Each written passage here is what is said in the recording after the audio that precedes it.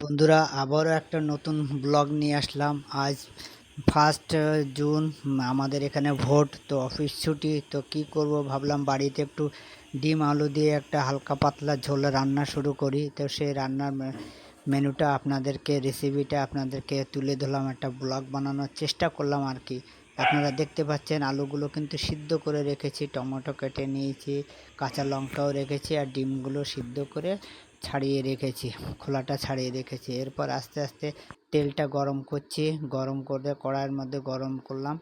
গরম করার পরে এবার আস্তে আস্তে আমি হালকা করে ডিমগুলো একটু ভেজে নেব, যাতে মানে একটু ভেজে নিলে কি ভালো হয়, কাঁচা কাঁচা ভাবটা আর থাকে না। যেহেতু আস্ত ডিমের ঝোল রান্না করতে গেলে হালকা ভেজে নিলে সেটা ভালো হয়। তো আমি ডিমগুলো আস্তে আস্তে আমি ভাজা শুরু করছি আর কি। একটু আপনারা পরিমাণ মতো ভেজে নেবেন, খুব বেশি ভেজে ভাজবেন না, হালকা পাতলা একটু তেল দিয়ে নাড়াচাড়া করে আপনারা ডিমটাকে ভেজে নেবেন। ডিমটা ভেজে নেওয়ার পরে আস্তে আস্তে আমি কিন্তু ডিমটা এবার আস্তে আস্তে তুলে নেব কড়াইয়ের থেকে।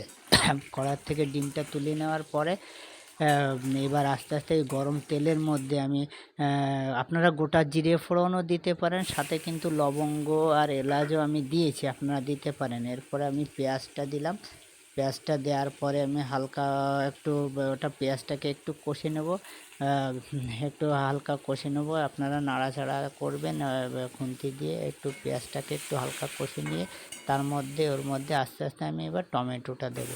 টমেটোটা দেওয়ার অ্যাকচুয়ালি টমেটোটা দিলে মশলার বা যে কোনো খাবারের টেস্টিটা একটু আলাদা হয়, স্বাদটা নিয়ে আসে। যেমন মাংসতেও টমেটো চলে, আবার মোটামুটি সব খাবারে টমেটো দেওয়া যায়। যেহেতু আমি টমেটোটা দিলাম, টমেটো দিয়ে এটাকে ভালো করে কষিয়ে নেব, মশলাটাকে রেডি করব। ওর মধ্যে একটু হলুদের গুঁড়ো দিলাম, হলুদের গুঁড়োটা দিচ্ছি। আর আপনারা চাইলে কিন্তু অন্য অন্য মশলাও দিতে পারেন, তবে বেশি মশলা গরমের দিনে না দেওয়াই ভালো।